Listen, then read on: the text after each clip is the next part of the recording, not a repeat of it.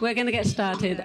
So what I would like to do is start the next session with a video from Marianne Yerkes, and I'm going to hand it over to Marianne. My name is Marianne Yerkes. I want to thank God that I am here. I was diagnosed in May 2022 with stage 4 adenocarcinoma of the appendix, goblet cell pathology.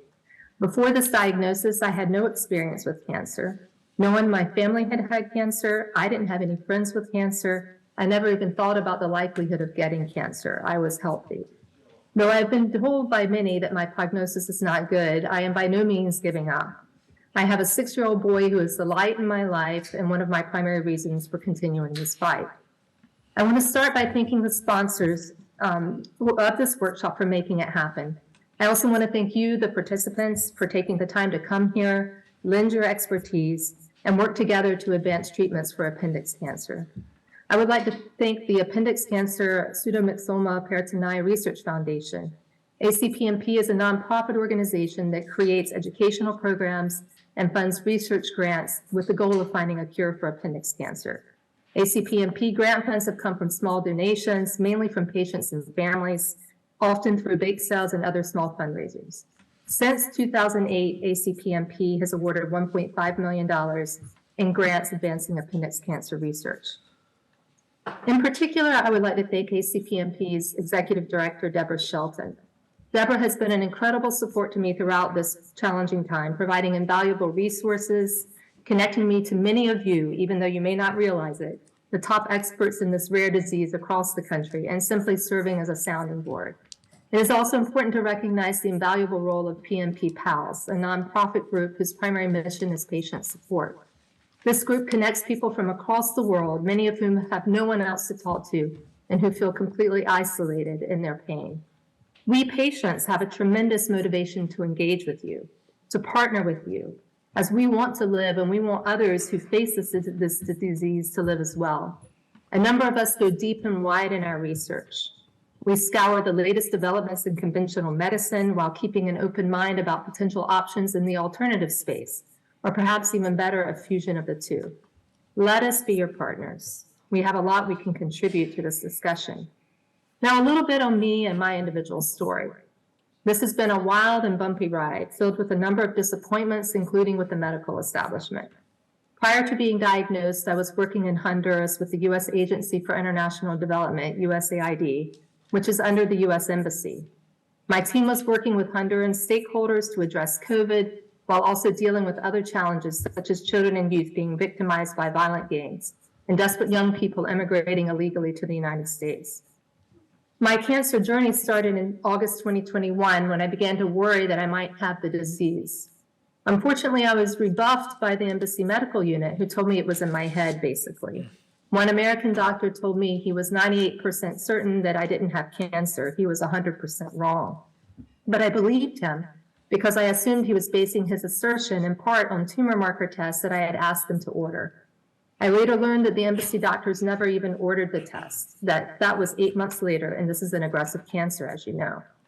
A couple months later, after finding a lump in my lower abdomen, I was told by a gynecologist recommended by the embassy that I had uterine fibroids and would need a hysterectomy. I pushed, asking if she was certain it wasn't cancer. She was sure. How was I to know it was safer to jump on a plane to Miami during the height of a COVID surge in Honduras? So I decided to wait. In May, while preparing for my annual leave to the United States, I had a CT scan done. The radiologist determined that there was a malignancy and said it was likely ovarian cancer. I immediately returned to the US. I talked with doctors in 2 institutions. At the time, not yet knowing that what I've since learned, this seemed like it should be enough. One said his best guess was it was benign, but it could also be ovarian cancer, while another said it was definitely ovarian. Both were gynecological oncologists, but neither even mentioned appendix cancer. Being vigilant, I went with the latter, who had advised me that I had ovarian cancer. Thus, as is the case with many women with this disease, I had the wrong operation for the wrong cancer. That operation has significantly and adversely complicated my current treatment options. After my operation for ovarian cancer, I learned that a biopsy was taken during the operation, so the surgeon knew that there was peritoneal spread. She continued the operation anyway, boasting that she had done, as she put it, a lot of work, as it was a 6.5-hour surgery. She could have reached out to surgeons in her very own hospital system where there was an appendix cancer surgical oncology team, but she didn't.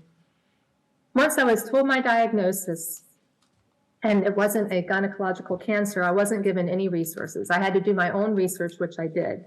This led me to an appendix cancer specialist that ultimately deemed me inoperable and told me to go home and spend my remaining time with my family, and that there was nothing I could do to help myself.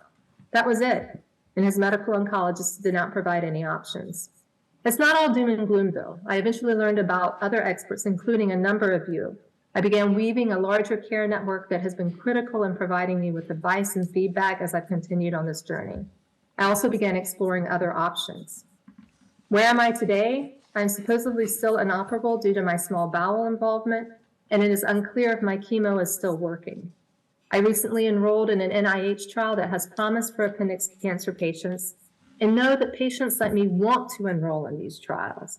We are eager. We talk about it online with other patients. While I am still hopeful, I am well aware that my clock is ticking. That is why I'm so excited about this workshop, and that its explicit goal is to pull together the brightest minds, financiers, representatives from pharmaceutical companies and others to come up with creative but actionable options for dealing with this disease that gets very little attention and funding. My pre-cancer world taught me about the importance of doing what the sponsors are doing here, bringing all of you in one room to put your heads together and consider new creative options, solutions to a complex problem. We called this co-creation and used multidisciplinary approaches to try to solve complex problems, such as young people's engagement in violent extremism and disinformation being used by state and bad actors to destabilize young democracies. I know co-creation works. I just never thought I'd be back in the States asking you to co-create solutions to a medical problem that threatens my life. Many of you are already doing incredibly innovative things, from creating organoids to test treatment options, to the development of the first appendix model, to exploring how transplants could be integrated into the world of oncology. Collaboration by diverse stakeholders such as you is what needs to happen. Please don't hamstring yourselves by taking a siloed approach. Silos even wind up excluding appendix cancer patients from clinical trials that might actually help us. When it comes to rare cancers, we can't afford to have specialists all stay in their own lanes. When it comes to rare cancers, together we are stronger. I will stop here and simply wish you the best as you embark on this important and timely workshop. The clock is ticking for me and for many others. We will be your partners and are eager for more options, including more clinical trials that we can participate in to help accelerate research in this space. We are desperate for a chance to stay on this earth for a little while longer.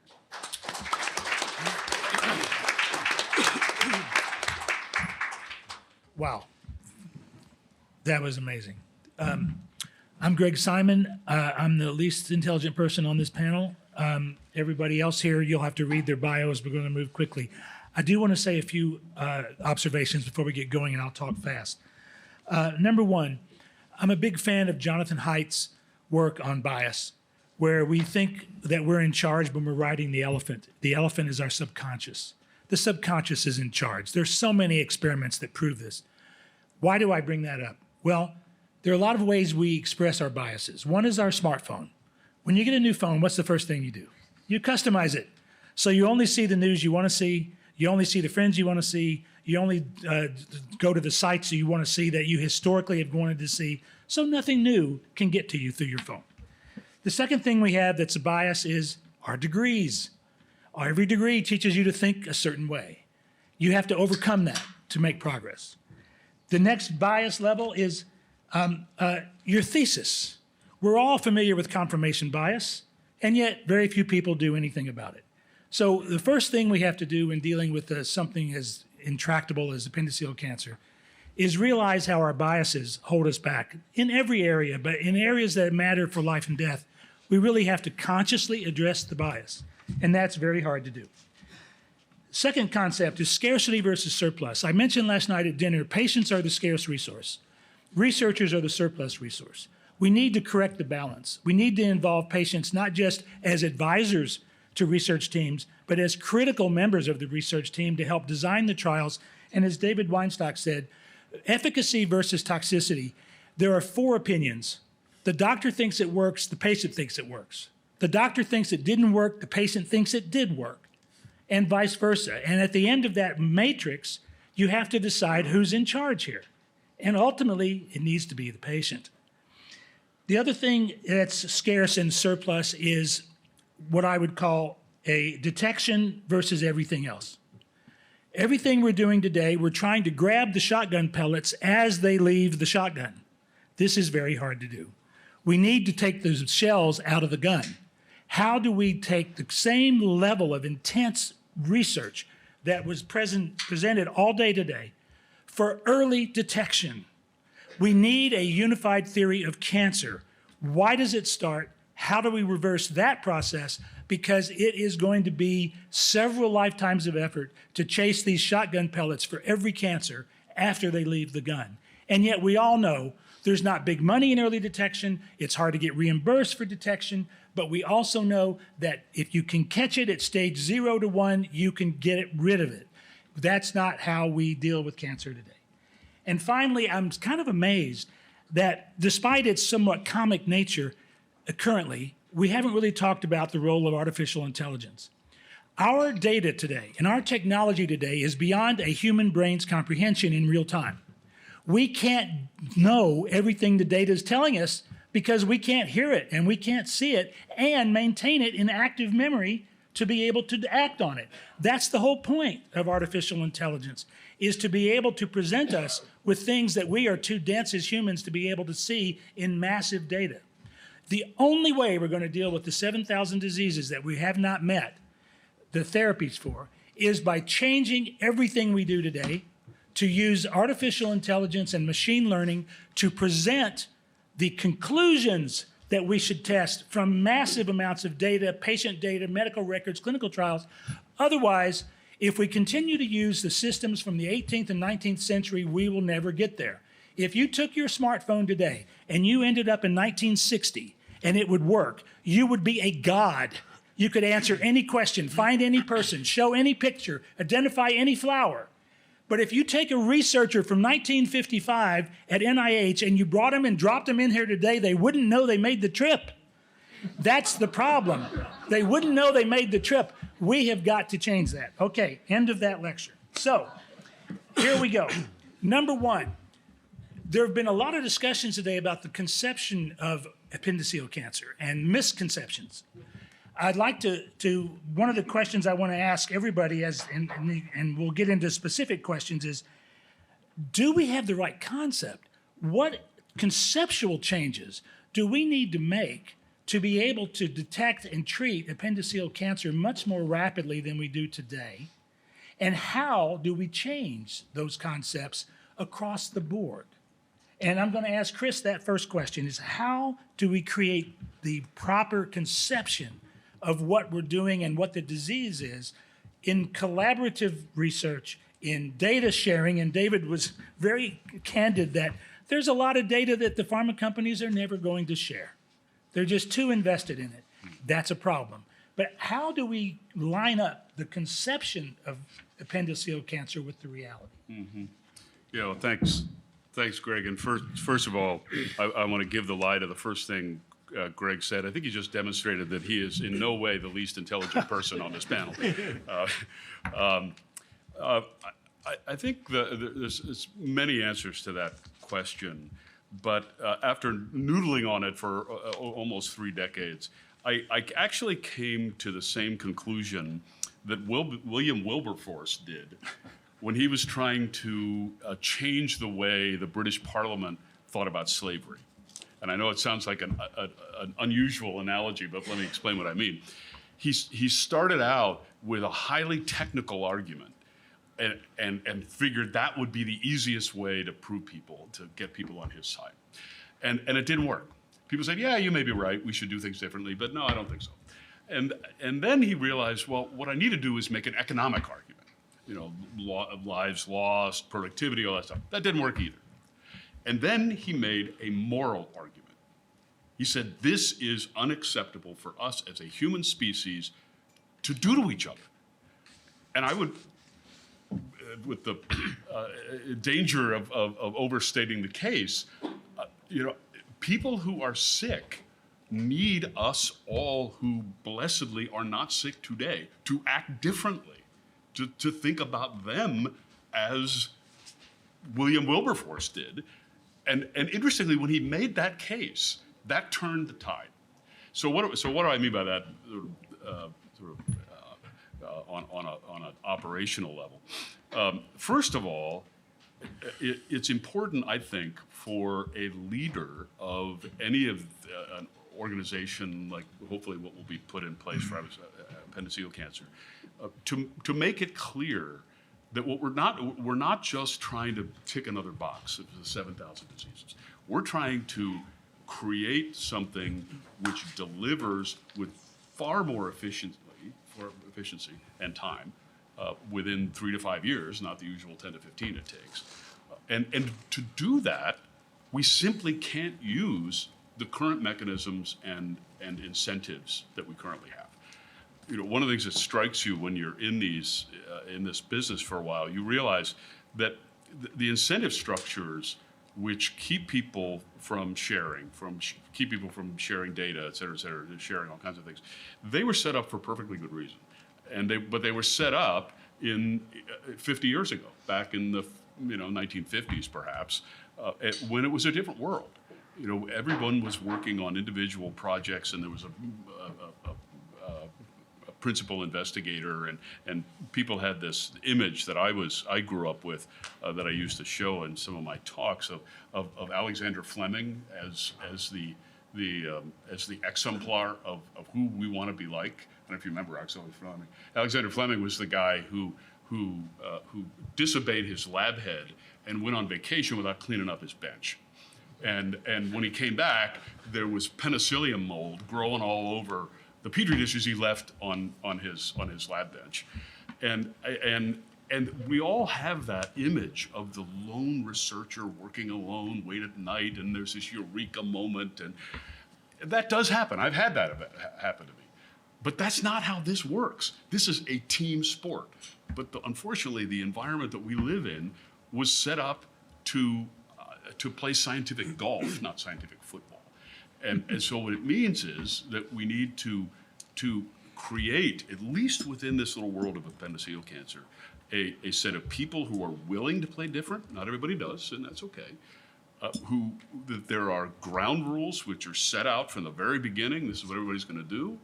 There is like in football, there is a good coach. There is a project manager. There's somebody who's calling the shots, having timelines, et cetera, and we keep going on the critical path. And we could talk about the technologies, and there are a lot of really cool technologies that could be engaged here. But I've seen over and over and over again, if we just take a whole bunch of cool technologies and throw them at a problem like a shotgun, it's just not going to work. Yeah. But what I would say is that I am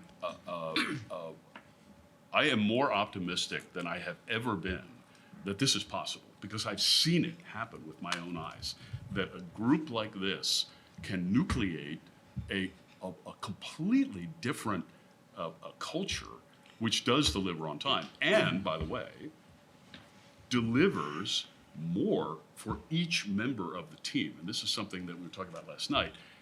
That is that people are always afraid to share, right? Because everybody's worried, well, if we share, maybe the other person will get 55%, and I'll only get 45%. And that is completely wrong in almost every area of scientific, of human endeavor. We have to think about how to make the pie bigger.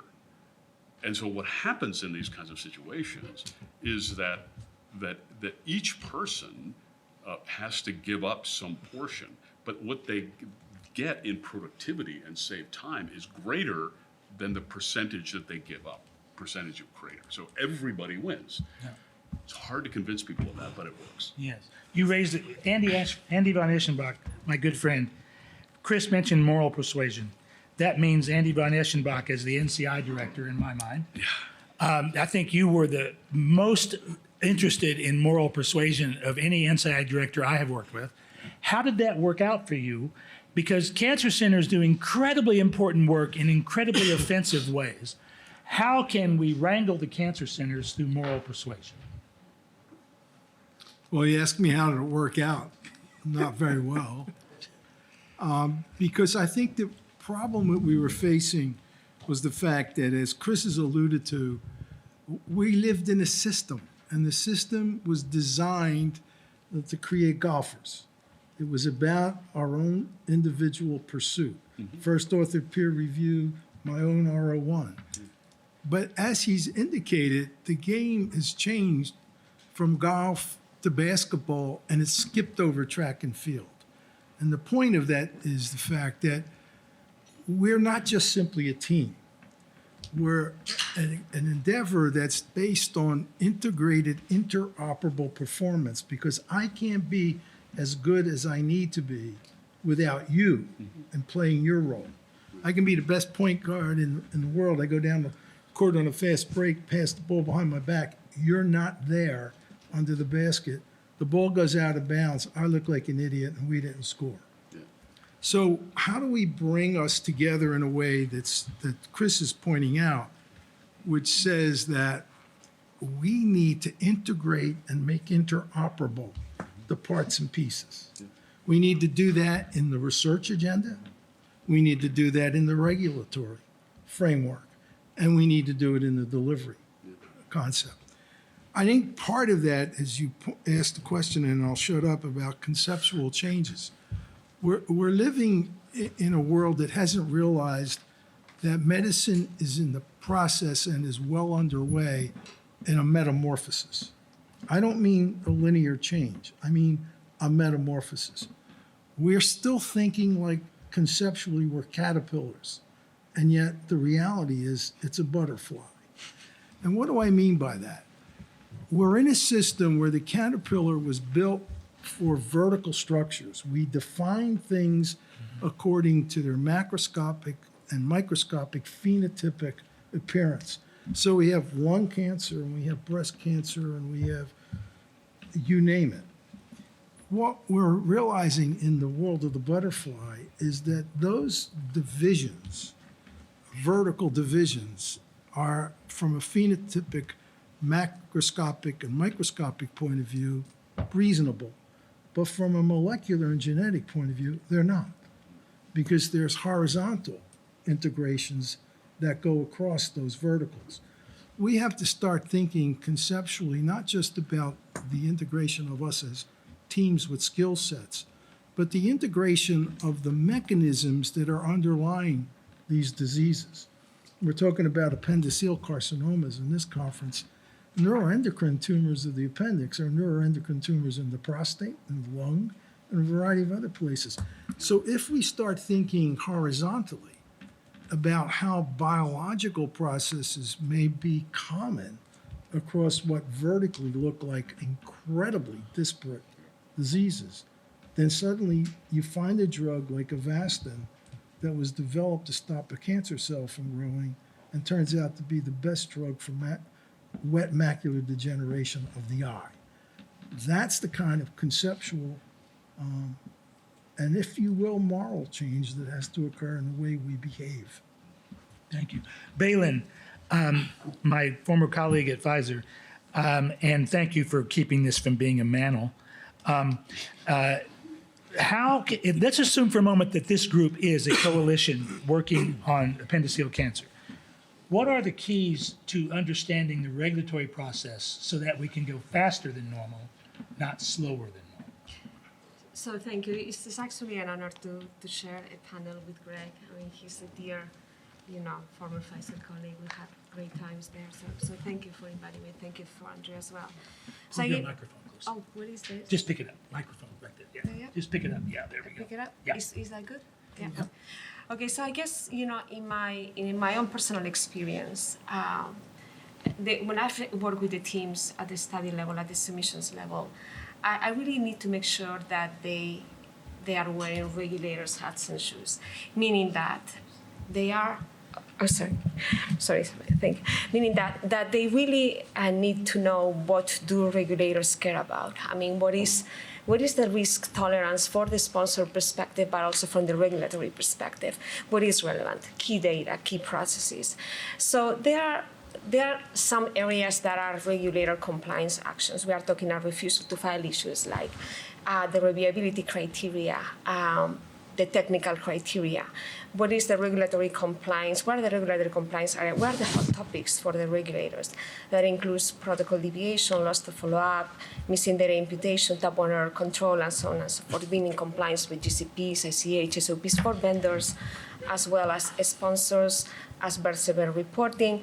But looking at, in my experience, the important roles of regulatory science mitigating major pitfalls in drug development. So the current regulatory environment, and I just wrote some notes to share here, should be recognized by all scientists and developers in biopharma space as one that does provide opportunities for constructive engagement between sponsors and leaders from the regulatory community. In my experience in regulatory, I'm very proactive with the agency. I mean, I seek for engagement and dialogue, and many times I'm working in a first-in-class, and I believe, there is a lot that I can tell the agency about my product, and I want them to be aligned with the way I see my product. Always science, data-driven discussions on hypotheses. Materials on regulatory science are actually invaluable, I believe, for training in drug development teams. And those include, you can find that. Those are the case studies, the advisory committees, transcripts that are there, the relevant guidances, the webinars, and so on and so forth. It is important to be up to date with approaches for developing new medicines and devices. Moreover, actually, I believe the regulatory community is working very closely with the pharmaceutical industry and researchers to develop unbiased guidances. They learn what is going on in the science by the interactions that they have with the sponsors, by the dossiers they receive, they review, and so on and so forth. And they're really proactive, particularly in the latest year. Just making sure that they provide the sponsors what they need to have successful programs and approvals. So for early scientific advice, they often are designed to share strategies, for example, for efficiency and reduce burdens and risks and advance quality. I'm always, even when I file an IND or I'm going to file a BLA or an NDA, those pre-discussions, are absolutely fundamental to really see if you're in alignment and with the agency. But actually, I would say that we live in a time that there is a very enormous understanding of the biology and science innovation and the promise to improve health. And we're talking right now, where are we right now? We are correcting disease right now with genetic therapies. We were ameliorating disease for a long time. Now we are correcting disease. A lot of emphasis is being put on preventing disease. So it's definitely, there are many, many fields from real-world evidence to genome, genetic sciences, everything that is really evolving at this point. This poses the need to adjust to the evolving times and to allow medicines to reach the patients faster. So for that, the advance in regulatory science and the tools offered by the FDA and other regulatory agencies, in my own personal experience, have played a very important role in exploring how you optimize the efficacy, safety, the quality, and the performance of the current innovations. That has been my experience, but I'm always really out there working with them. I'm very proactive in that way. That's great. Yeah. Collin, same question to you. What are the common mistakes people make on the critical path, and how can we make those mistakes rare? I think, is this on? Yeah. Can you hear me? I think one of the challenges in all of the conversations I hear is the lack of sort of a pipeline and from moving to one step to another. So in many instances, some of the delays are a lack of understanding of the disease and the natural history of it. It sounds to me in hearing this is it's actually a diverse set of conditions. I mean, that in a sense, then you're taking a shotgun approach to figure out which patients your therapy might benefit, and then at the end of the study, you may not know. I think adding on to the regulatory strategy, sometimes people, as they come into those regulatory discussions, are coming into a less familiar space for them. If there's not a lot of regulatory precedent, and they've not really thought that through, it can take them a significantly much larger period of time to come up with a plan of attack, in conditions where there's lack of surrogate measures or biomarkers or enrichments in trial designs, you're having to enroll significantly more patients, particular diseases, and that oftentimes causes issues. And I think a lot of the other thing I'll say is, and I think there was a comment earlier about, platform trials. I think that as you're standing up infrastructure each time you're doing a clinical trial, And you have a lot of sites that have to go training, education, development, all those things take huge amounts of time, money, and resources to do over and over again. And once a trial is done, you tear that down and you get to do it again. So, from a sponsor's perspective, that can be a significant challenge. Access to clinical trials. I've been doing a lot of landscaping now for some rare diseases, and access to a treatment center that can get you to a clinical trial is very, very hard for multiple rare diseases, including, I imagine, appendiceal cancer. And so coming up with infrastructure that can be able to mobilize that to reach a number of patients to make it easier to be involved in clinical trials. We did an amazing job during COVID, amazing job of doing that. I mean, that pendulum is sort of swung back now towards, undecentralized trials or somewhere in between. And unfortunately, that limits access to clinical trials. And so I think people go where they're most comfortable when it comes to design and method and whatnot. And, one of the things that, like I said, concerns me about, is what I heard is that this isn't one disease. And you have a small number of patients with not the same disease. You're trying non-discriminately then to introduce a chemotherapeutic agent to a non-enriched population. That's a high-risk proposition. So better fine-tuning that through natural history and data sharing and creating disease progression models or trial simulators or historical controls, is what we do at our institute. But that's a really important, landscape tool that can be used across multiple drug therapies, and tied to that with synthetic control or a platform trial greatly reduces the cost to benefit here in the short, and it also improves access because it changes the culture by which the people understand they may be a research patient, right? And I think that's important. Over. Thank you. Thank you. Philip Katz, you've made a career out of explaining the FDA to people. How do we hack the FDA? How do we figure out, every other regulatory agency, SEC, FCC, the industry participants hack the system and create something new, and then the agency rushes to catch up. FDA is very different, obviously, because we're dealing with people's health, not just their money. But how can we hack the FDA to make it better and faster because people like you understand it inside and out, but we know it's going to change. What I said about AI is going to require the FDA to make massive changes in everything we do, including double-blind placebo trials. How do we hack the FDA in a responsible way?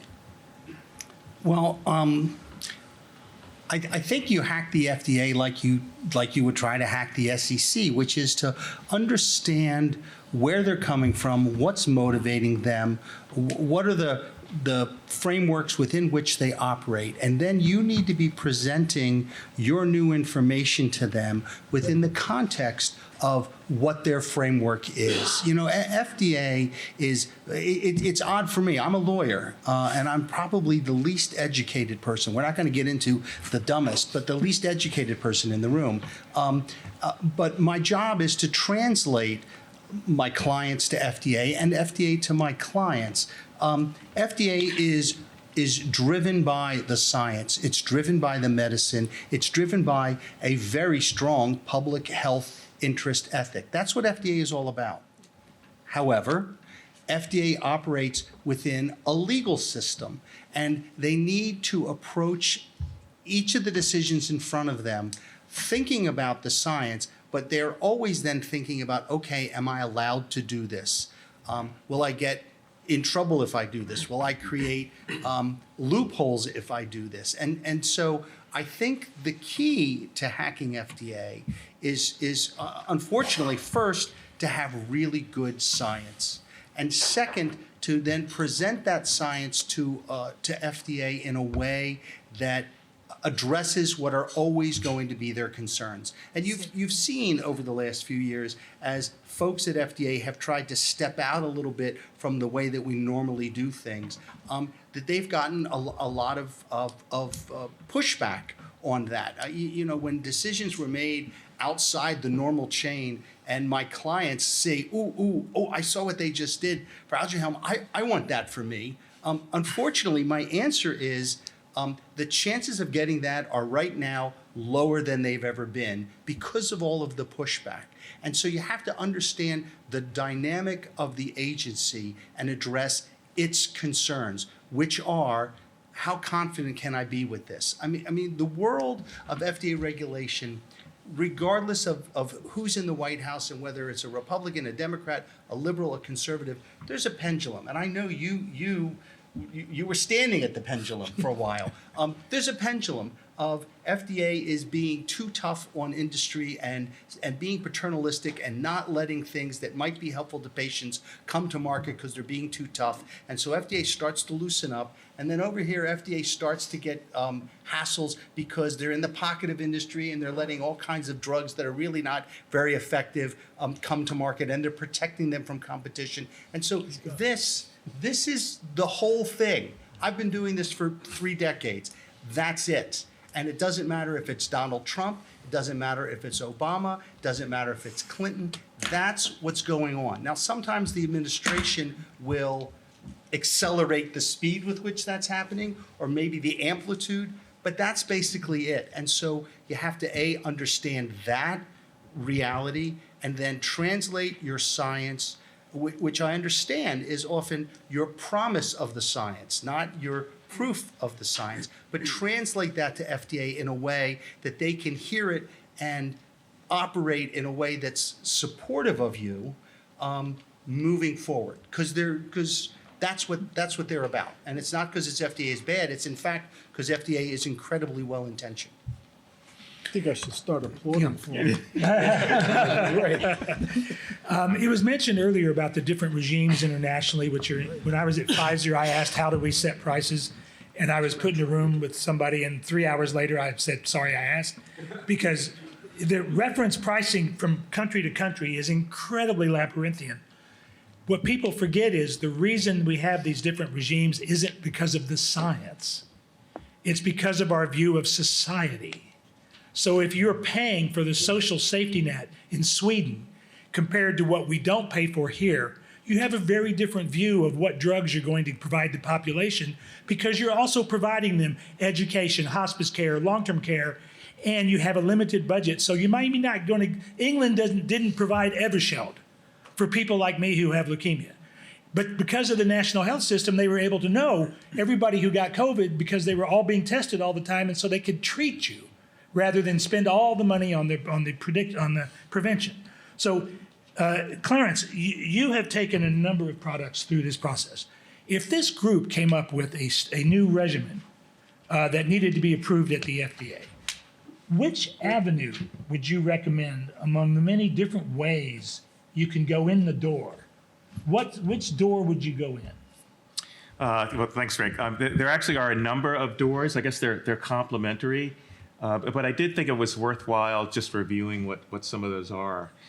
So if you think of, I guess one of the themes of our meeting here over the last couple of days has been the theme of how do you go about accelerating the development and the approval of new drugs, and are there ways that you can actually enhance that? So I think it is worthwhile thinking about what some of the options are that currently exist in order to accelerate that process just within the current regulatory framework. So if you think of one of the bottlenecks to advancing drug development, has to do with the fact that there's a need for ongoing and constant interaction with FDA in order to get their agreement or confirmation that they agree with the path that you're following. And typically that takes time. It takes time to make the meeting requests, to get all the people in the room, et cetera, et cetera. And so there are some options that have become available to enhance that process, to provide incentives for the agency actually to operate a little bit more expeditiously. And that involves both what's called the fast track process or the breakthrough therapy designation. In some ways, these have similar requirements in terms of the identification of products that could represent a substantial advancement in terms of addressing medical needs, to address serious conditions. One sponsors who essentially make an application for these designations. Once they're granted, the FDA is much more engaged and involved in providing feedback and doing it in a much more sort of aggressive way. I'll skip ahead and talk about the priority review process. So typically, if you're successful at taking your drug through the development process, through submission, typically the FDA is on about a 10-month time clock in order to complete their review and to come forward with with an action or a decision. However, if the sponsor has qualified for what's called priority review, then that actually reduces the clock from 10 months to 6 months, which can be pretty substantial. And certainly when you think of the value of some of these products, I mean, that can be very substantial in terms of their overall value. One of the areas that's gotten a lot of attention over the last couple of years or so has been what's called the accelerated approval pathway. And I think many of you may be somewhat familiar with this in oncology. So that pathway was devised originally back in the 1990s during in the wake of the HIV pandemic. And the idea is that it allows the approval of drugs based on surrogate endpoints or surrogate data or intermediate clinical endpoints. So these are not the endpoints that you would normally identify as your primary efficacy parameter, but they're considered to be endpoints that are reasonably predictive of the expectation that at some point your product would go on to demonstrate clinical efficacy. And typically in oncology, these accelerated approvals are based on single-arm studies. Typically they're in patients that have refractory disease. And the idea is that if you can demonstrate a response, a tumor response in those patients, because it's unlikely that the tumor is going to regress just spontaneously, that information might be sufficient in order to support an accelerated approval. But with the caveat that the sponsor is still responsible for generating clinical data that ultimately supports the clinical benefit of the drug. So over the last 2 years, a review has been undertaken of all of the accelerated approval decisions that have been made over the last decade or so. It turns out 85% of them are actually for oncologic drugs or supportive drugs. And in a recent review in the New England Journal of Medicine, it was interesting in that 50% of those approvals, as it turns out, clinical benefit was ultimately demonstrated in terms of a complete in terms of overall survival, or progression-free survival. There were a handful of products that were ultimately withdrawn from the market because the subsequent clinical studies did not demonstrate a benefit. In any case, in the cases in which the confirmatory clinical studies were underway at the time of an approval decision by the agency, it took about 3 to 3.5 years for the data to become available to actually identify whether the drugs actually delivered a clinical benefit compared with the expectation with accelerated approval. If those studies were not underway at the time of the initial approval decision, it took 7 years for that data to be collected to demonstrate that these drugs were not delivering in terms of a clinical benefit. Wow. And so with that, FDA has now come out with a guidance, actually just last month, where they're going to require sponsors, where they strongly recommend that sponsors at the time of their application for an accelerated approval, that they actually plan to have the studies underway. That is the confirmatory controlled studies underway in order to ensure that you can limit the amount of time or the uncertainty that patients may have in terms of whether these products are actually useful or not.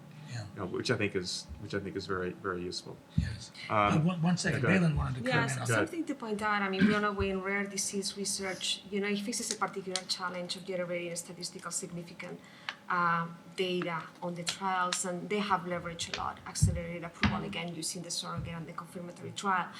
But in recent years, there was congressional interest in the accelerated approval pathway, and that has led to advanced discussions about the potential reforms, including increasing the FDA's authority to withdraw approvals if the confirmatory studies do not show effectiveness or the endpoints are not met.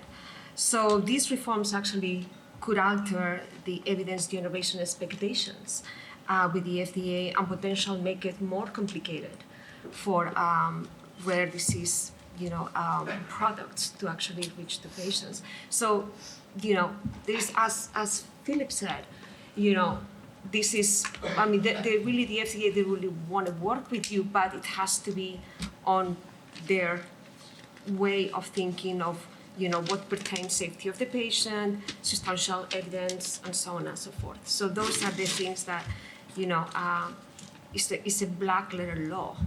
And you just need to be very aware of that when you enter this field. Yeah. And when regulatory is not something that you learn in a course or anything. I mean, you learn it with the job. Yeah. So yeah. Yeah. I think So let me ask a trick question. How many of you think you collaborate more than average?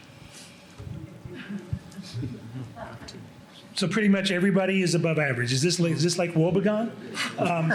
How many of you have withheld a paper until you could let it out at a huge conference? Nobody here has held up a paper so you could do it at ASCO for the first time? Corey did. Larry did.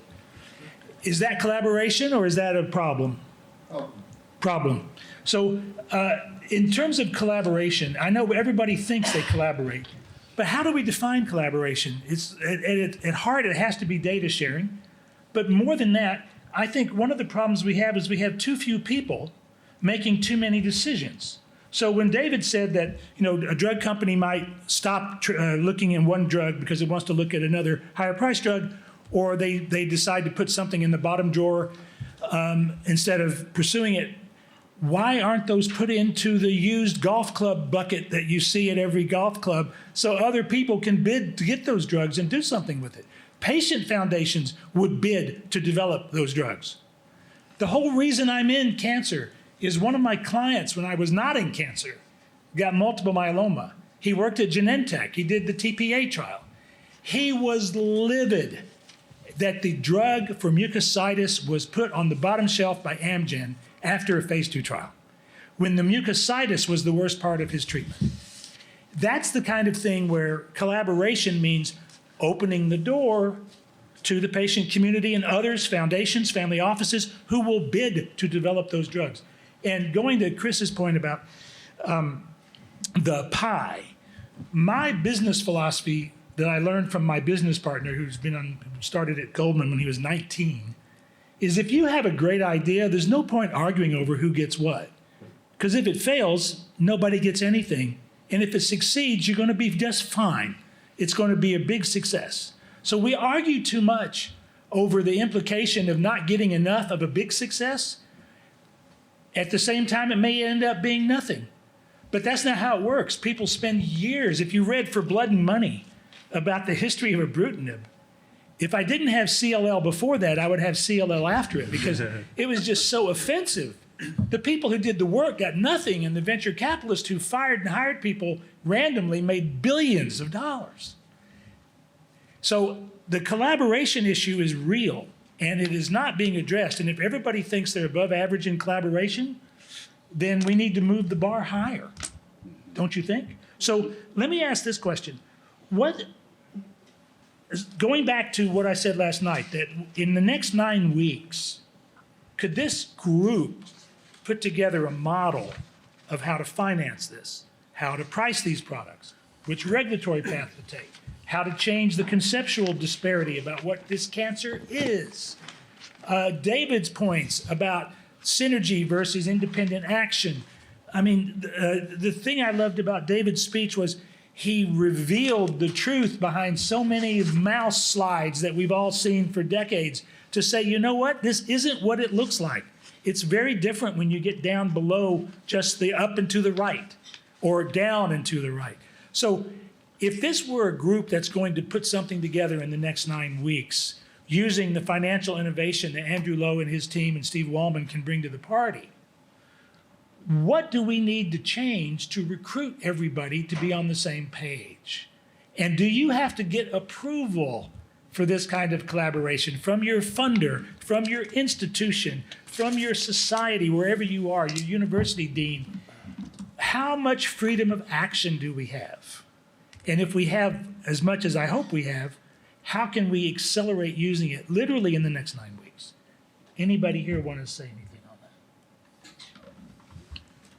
that? Andy? Yeah, well, you know, there's so much to talk about with what you just put on the table, but I'll try to be brief. I think we would reduce costs by increasing efficiency at the agency in terms of the regulatory process. So my goal for the agency and wish is, if I was back as commissioner, is it needs to be restructured with regard to the way it's conducting the regulatory business. And I would restructure it by dividing the agency up into program staff and review staff.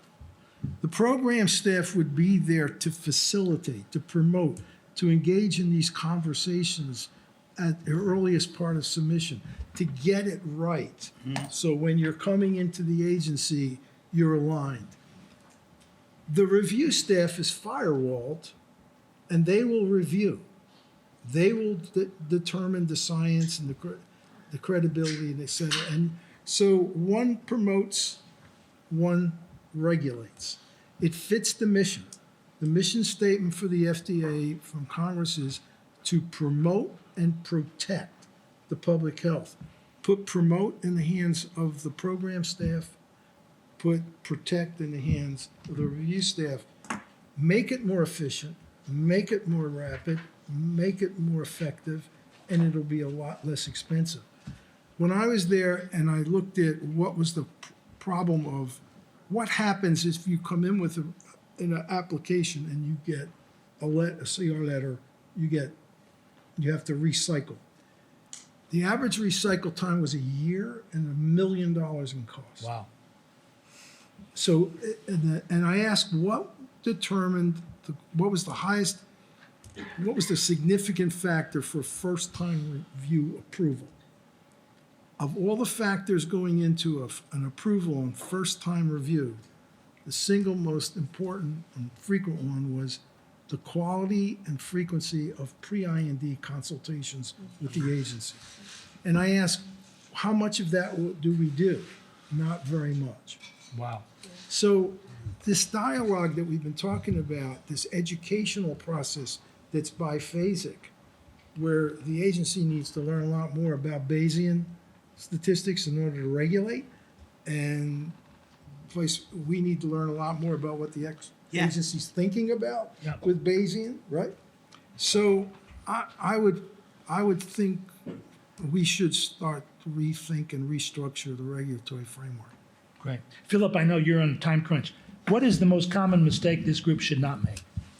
Honestly, I think the most common mistake is to assume that FDA is an immovable adversary.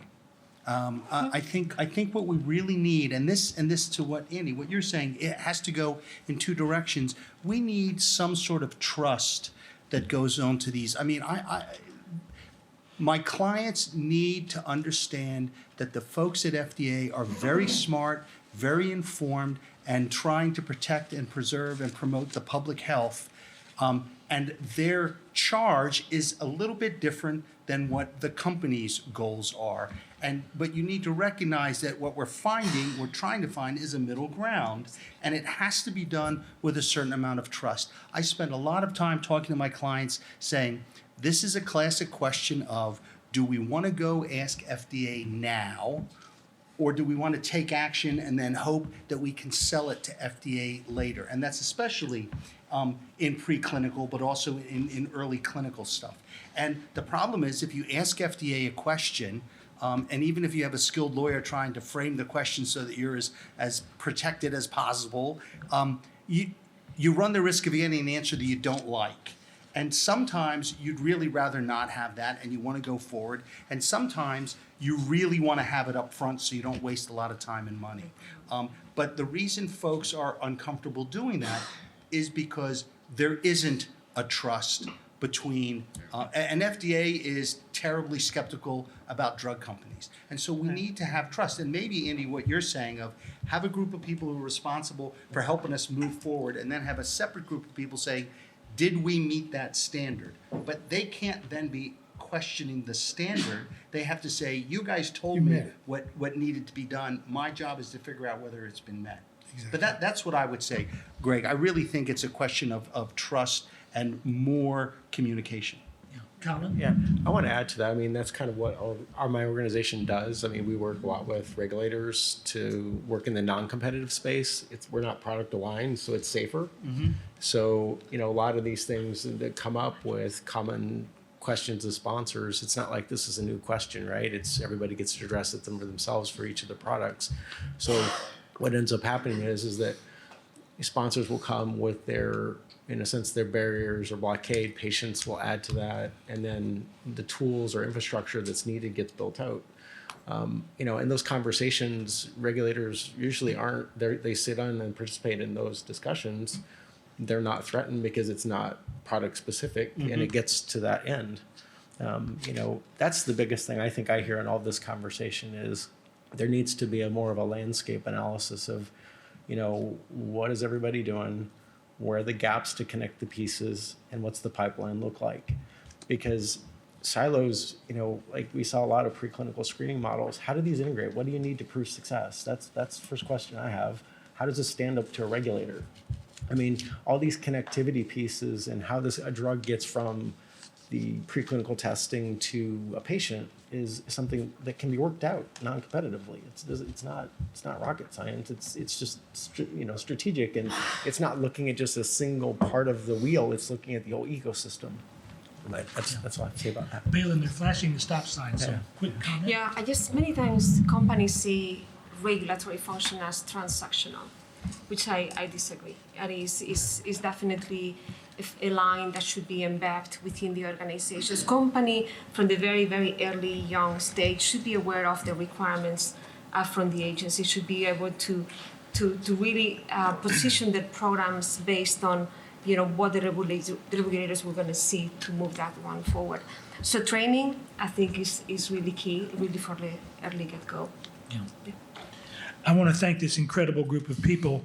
And I just want to say the speeches today have shown how much innovation there is in measuring this disease, in trying to remove the tumor burden of this disease. And I was very impressed with the GAP program that was discussed this morning. The question is, can we have the same innovation in our relationships with patients and our relationships with each other to be able to join hands in labs in this endeavor with the ideas that will come out of this meeting, especially the next panel on financial innovation? Can we do the same innovation in our human relations that we're doing with the actual cancer research? Thank you for your attention to this panel. Thank you all.